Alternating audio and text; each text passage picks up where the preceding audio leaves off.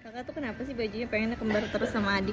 Iya, soalnya Kak Iri, soalnya kalau adik bajunya bagus, hias-hias, kayaknya iri banget. Masa kakak bajunya nggak kayak adik sih? Oh, Jadinya gitu. Kak pengennya bagus-bagus juga, terusnya dihias-hias bajunya kakak juga. Dia apa sih? Maksudnya yang ada lucu-lucunya gitu bajunya. Jadi kembar aja sama ade biar gak iri. Terus kalau kakak beli baju baru, ada yang nggak dibeliin gimana? Apa-apa.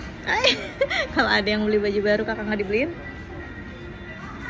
Kakak ngambek lah. Di curang. Ngambek. Ih, dasar. Adik. Jadi kakak pengennya kembar selalu. Awas. Sayang nggak sama adik? Kakak sekarang lagi beli apa? Nggak beli rokok.